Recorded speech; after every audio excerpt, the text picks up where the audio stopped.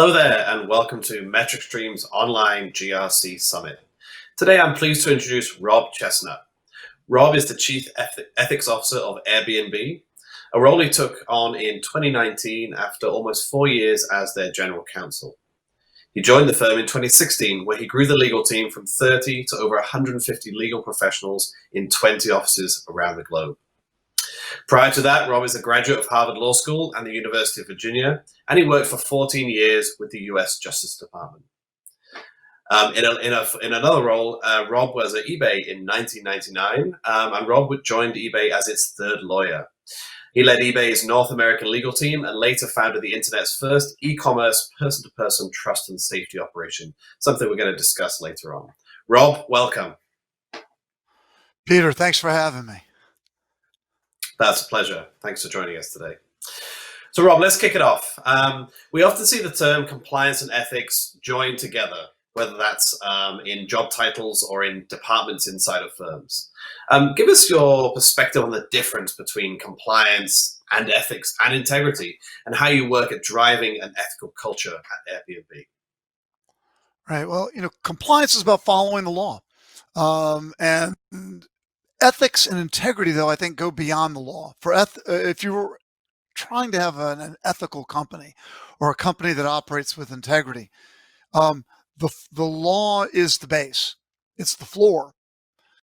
Companies, that's where it ends. If a company that wants to make integrity part of its culture needs to go beyond that, and it needs to have an open, direct conversation about it. In other words, it has to be very intentional about it as a company. It doesn't happen just by throwing a poster up on the wall, for example. You have to talk about what it means for your company, and you have to make an intentional effort to get there. Yeah, and I completely understand that we've all seen those posters around various corporations as we walk the halls. Aren't those great with the sunset and the beautiful stream in the background and the word integrity underneath? The problem is nobody really ever talks about what it means. It just sits as that poster, and I think that's part of the problem.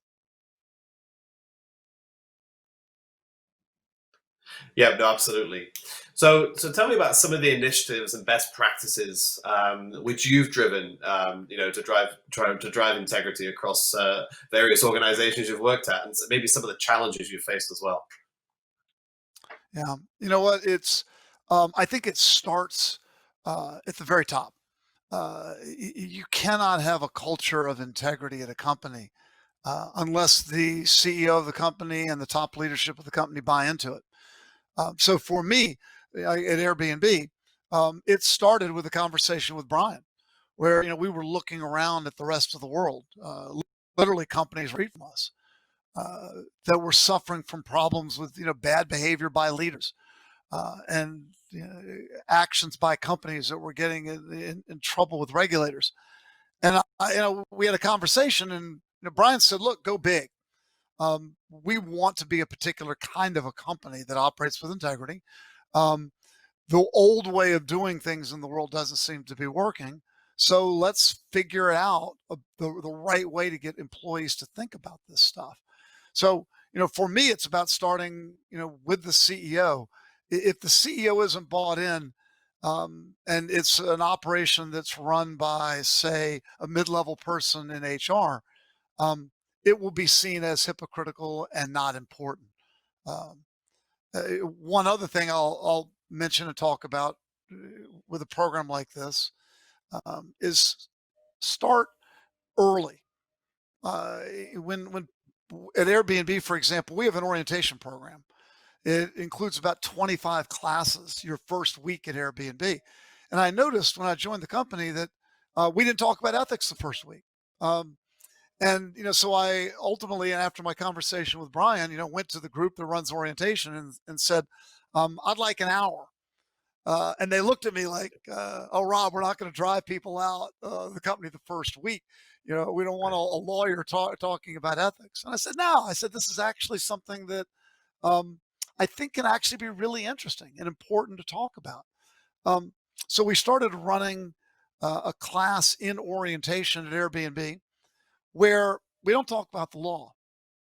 We don't talk about what it means to have a hostile work environment because you can see eyes start to glaze over when you do that sort of thing. Instead, what we did is we took about 15 examples. And notice I use the word examples, not hypotheticals. The world of ethics provides us with a rich array of real life things that actually happen in companies. We pick things that actually happen at Airbnb. And all we do for an hour at orientation is talk about the individual examples and ask people, does this violate what our code of ethics is? And we have a conversation in the room about it. Um, and what we found, we do blind surveys at the end of the week where people get to rate the classes. Number one rated Hmm. class at Airbnb orientation is the one on ethics. People enjoy having a conversation about uh, a company uh, wanting to do things the right way. In fact, people come up to me and say, "Rob, I've never been at a place that actually has a conversation and specifically talks about the way that it wants to operate." And I actually, people say, I love being a part of it. Yeah, no, absolutely, absolutely. Um, so in terms of challenges, Rob, sounds like the class was fantastic, great reviews, a huge success. What challenges have you faced in your career at any company you've worked at in terms of getting across the message about ethics and integrity? Well, there are a number of challenges. I think the first challenge is that we're all human. Nobody's perfect. Yeah, And it only takes one person, one leader at a company, one moment of bad judgment, and it can wreck a brand. It yeah. can define a brand. Um, and so part of the issue is you can't confuse integrity with perfection. Uh, if perfection is required as a prerequisite for integrity, then nobody's got integrity. And in fact, I think that's why so many people are afraid to talk about it. They're afraid to talk about it because somebody's going to point the finger and say, "Who are you to talk about integrity? You're not perfect."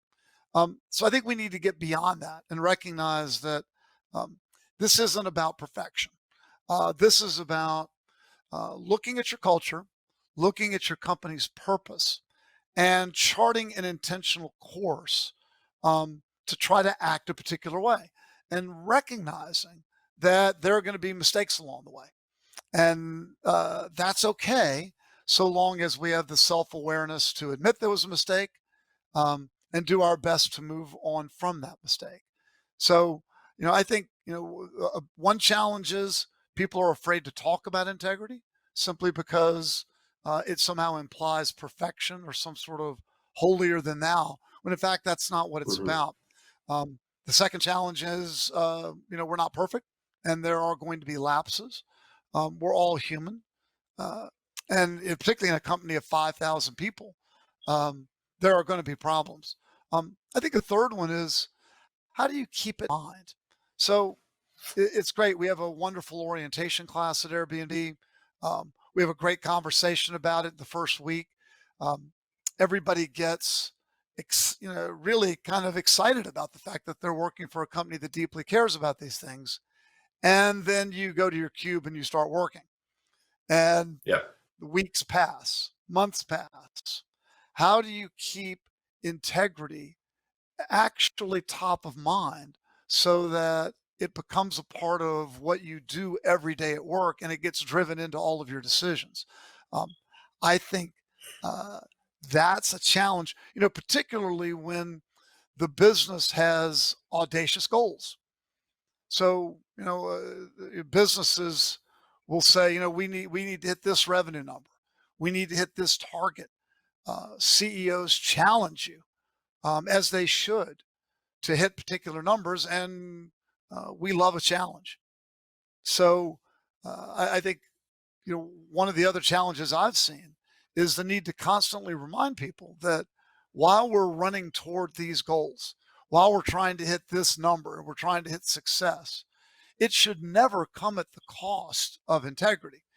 There should always be an added sentence of, we're trying to hit 500 million in revenue, but we're not going to do anything that we're ashamed of or we'd be embarrassed about in order to hit that particular number. So it's keeping that message going so that people will, as they go through their day-to-day work. No, and I think you've alluded to this, but the speed at which it takes to destroy a reputation is, especially in the digital age, is almost instantaneous.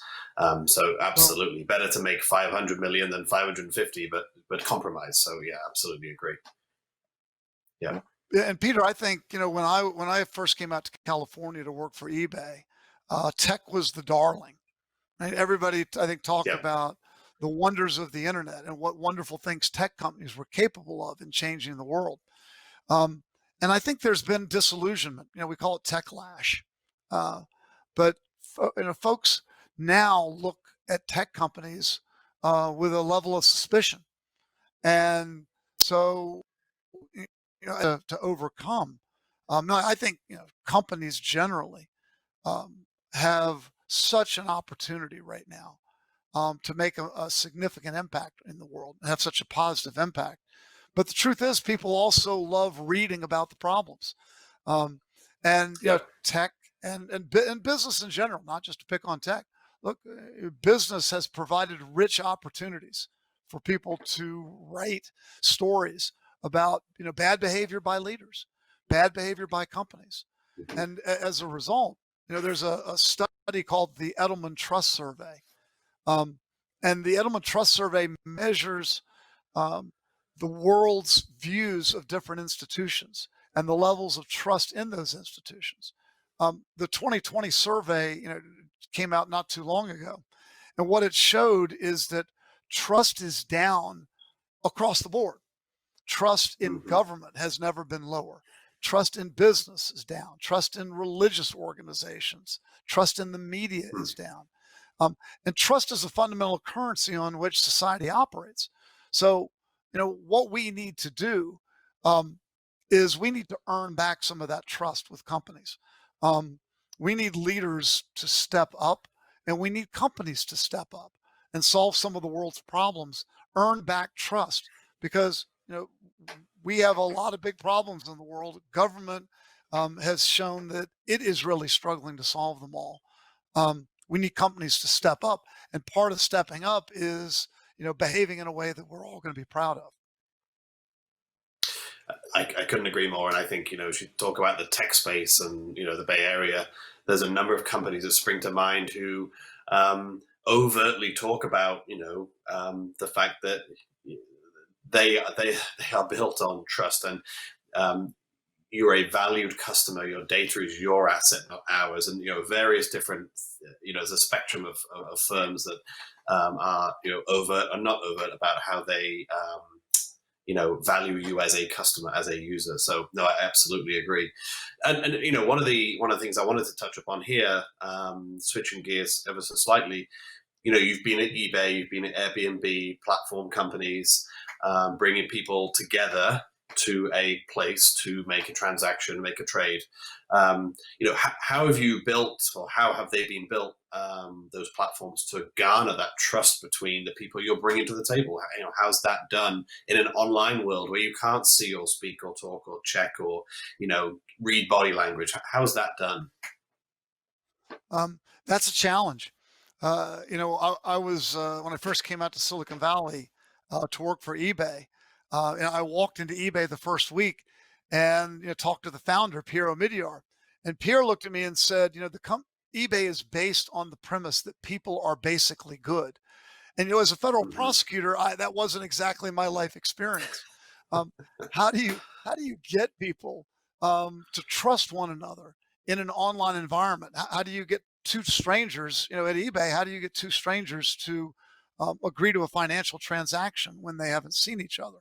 And eBay did some wonderful things in the early days of the internet. The feedback system, for example, where you can see how other people have rated the transaction. um, Platforms can do can build trust and safety departments, and these trust and safety departments can play an important role in scanning the site and proactively looking for bad actors, bad behavior, Hmm. and enforcing certain rules and standards. Um, You can also look at platform companies, and Airbnb does this, and eBay does it, provide insurance so that Mm, people know that if something goes wrong, there'll be a platform there behind you to stand yeah, up. Another thing I think is um, having values, having integrity. I'll give you an example. Um, it's not all about money. Airbnb, for example, when faced with the Charlottesville white supremacy marches in 2017, Airbnb learned that a number of white supremacists actually planned to meet and stay in Airbnb. And mm, we talked about it as a company and said, you know what, that's not what we're about. We don't want to be a platform that's used that way. So we did research, and learned who the leaders were and literally canceled their Airbnb reservations and said, you know what, right, Airbnb is about belonging. It's about yeah, fostering a connection between people who are different, people who are come from different backgrounds. We want to promote immersive travel where um, as a human being and maybe understand that you're not as different as you thought you would be. So Airbnb strongly believes that as we're all human beings and we need to treat each other with respect and dignity, regardless of the color of our skin, our gender, our religion, our national origin. Airbnb had a challenge around discrimination about 3 years ago, where there were a number of reports in the press that guests of color were having trouble getting reservations. They were being turned down at a higher level than white guests. Um, and I sat down and talked to Brian about the law, and Brian looked at me and said, "Rob, this isn't about the law. This is about our mission. And if this sort of thing yeah, is going on our platform, we're failing as a company." So we just called a timeout um, and required all users when they logged in to agree to a non-discrimination statement affirmatively, regardless of where they were in the world, regardless of whether that was the law. Um, and then we started making changes to our platform to make discrimination a lot more difficult. So I think it's about um, deciding what you believe in as a company, being specific and intentional about it, and then operating the company that way with the belief that over the long run, that'll actually be good for business as well. well, you bring me to my next question, which was exactly that. So you've mentioned Brian a few times. Maybe it's as an easy as this is a layup, but does your board of directors and the senior management team, do they believe in the link between compliance, ethics, integrity, culture, and a strong balance sheet and income statement? In terms of performance, is that sort of a widely believed in concept, or are there still some folks to get on the bus? Right. No, it's fundamental. When you come to the company Yeah. and you're part of the company, um, you learn early on that Airbnb wants to take a long-term approach. This Hmm. is not a company that is going to do gymnastics to hit a particular quarterly number. Brian calls it, actually, he doesn't even call it a long-term horizon. He calls it an infinite horizon. We need to be Right. looking out and playing the long game. And we believe that by doing that, and acting, we actually talk about having stakeholders. In the old days of business, in the old days being, I think, just like 5 years ago, um, there was one stakeholder as a company, and that was your investors. Whatever's good for your shareholders, that's what you would do. Um, we are seeing an evolution of business. And this is something that Brian's been talking about, but this is something now that even the Business Roundtable, which is the uh, collection of some of the CEOs of the biggest companies in the country, they've adopted this principle as well. And that is um, a company is about more than just driving shareholder value. Companies should have more than one stakeholder. So at Airbnb, we not only have our shareholders who are very important, but we also have our employees, our guests, our host, and the community at large. So, we Hmm. believe that we need to serve all of those stakeholders. And by doing that, over the long run, we believe that that will actually drive more value for the company, as long as we have an understanding that it's not just about the short term, driving a very short term number. No, I mean, I totally agree, and I think almost performance to a certain degree should be a lagging indicator of the culture at a firm, the integrity and the values it espouses and believes in and executes. So yeah, totally agree. So Rob, you know, obviously we are sitting in our respective homes for a reason. There's a pandemic, and we're not in Washington D.C. in an auditorium full of people. Um, so would be remiss of me not to talk about the crisis, ever so briefly here. You know, how do you think about integrity, corporate integrity, personal integrity um, during a crisis? And should we be amping up, relaxing, staying the course? What's your perspective? Um, in times of crisis, I think integrity is more important than ever. The way that you act, the way that you treat others in a time like this is something that is going to be remembered long after the crisis. I like to say that a crisis will pressure test your character as a company, what you stand for. Mhm. Um, Leadership in a time like this, I think, is critical. And a couple of things that I think are important to think about. One, how do you treat your people? First and foremost, are your people safe? What are you doing to let your people know that you care for them, you care for the environment that they're in? So, because people are obviously very worried about their personal safety. Many of us are sitting in a home. Mhm. I'm fortunate to be able to work remotely in a situation like this. But think about all the people on the front lines. And by the front lines, I mean Yeah, not just the healthcare workers who are obviously doing incredible work saving lives, but there are people that got to go to work in a grocery store and people who've got to go to yeah, work in a drugstore. So yeah, they are out on the front lines, literally having to be in contact with others in a time like this. What are you doing to let your people know that you care for them and that you can do your best to make them feel safe? I'll give you an example. There's a company called Emerald Packaging. I was reading about it in the Los Angeles Times the other day, um, and they do sealing of packaging, and so hmm, food products, for example. They are an essential business in a time like this, yeah, um, and they're um, early on when it first became obvious that there was a crisis and businesses were starting to close, but his people were going to have to come to work, holding a video conference himself directly with all the employees and made the point with the employees, if anyone is sick, you must stay at home. And there was a voice question from one of the employees and said, what if I'm the only one that can operate a particular piece of machinery?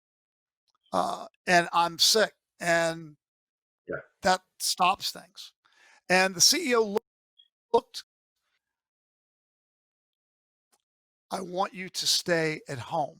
Repeat it for me. I will stay at home. And the employee said, I will stay at home. And everybody laughed. But the fact that the CEO delivered this message personally and made such a clear point in front of the entire company that this was important, just a little something like that, instead of sending it out in an HR email, buried is that we hit our targets, um, sends an important message that you care. And look, in a time like this, if you're on the front line, people need to know that you're putting their safety first.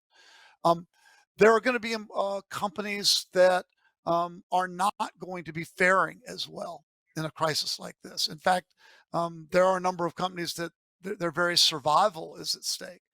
Um, how you are able to treat your people in circumstances like this is critical as well. Um, if you need, for example, to cut costs just to survive, there's nothing unethical about laying people off. If that may be absolutely necessary, but it shouldn't be your yeah. first course. It shouldn't be something you do just to hit a number. Um, Right. to do that, doing it in a way, perhaps you can do furloughs so that the Hmm. individuals, people in your company can still get their health insurance. The Yeah. way that you treat people, even as they leave, will be remembered by the colleagues who remain behind. Um, and will send really volumes about how you feel as people, about treating your people. So this is a time where trust can be built and trust can be broken.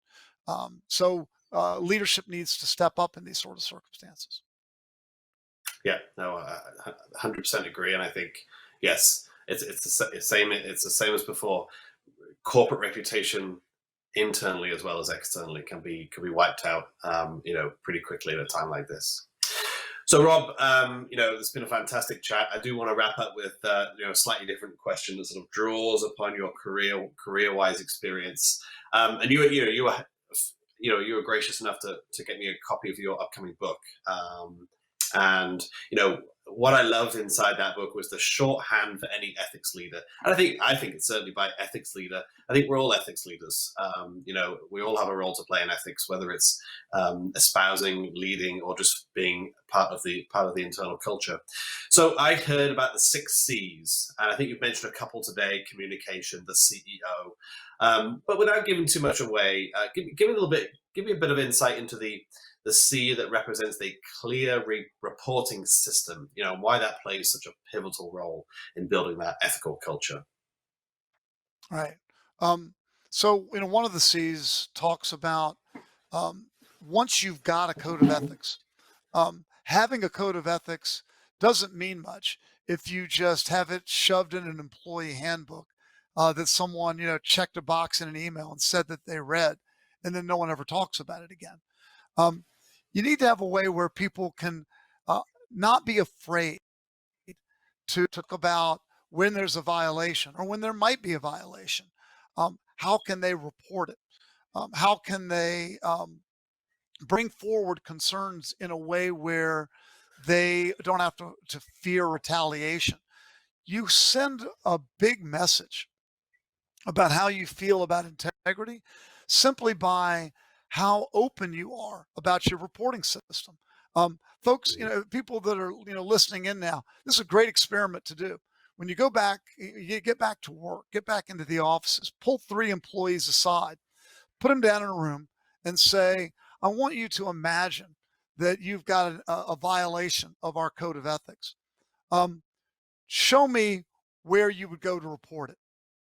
And sit in the room with them with their laptop computers and see how long it takes them to actually find the place to go. If it takes them more than a minute or two, then you need to be thinking about how clear is your reporting system? How clear are you about where your hotline is? Do employees really know about where to go? We did this exercise at Airbnb, right in the beginning, and I had a senior person with a puzzled look on their face, bouncing around the corporate internet trying to find it, and that that worried me. That said, you know what? We are not doing enough. So, we have an intranet homepage, and I sat down with the other leaders in the company, and we all agreed it was important. So I got real estate right at the top of the intranet homepage. It's got Mhm. a box around it. It's in a different color. It's in a bold font, um, and it's almost like a welcome mat for complaints. Yep. What you don't Yep. want is you don't want your employees to feel like the only place they can go is to Glassdoor or an app like Blind, where uh, employees anonymously air their grievances and things end up in the newspaper. You want to send a Yep. message that, what we want to know about your concerns. Um, and we want to be able to address them with integrity. And it's got to start with putting out the welcome mat, making people feel comfortable and having a forum where they can raise these issues and feel comfortable that the issue is going to be looked into with integrity and that there are going to be real consequences where there's a violation. Yep. Another one of the C's. Rob, it's been an absolute pleasure. I appreciate the time today. And from all of us at MetricStream and for all of us watching, thank you very much for your time. Appreciate it. Thank you, Peter. I enjoyed it.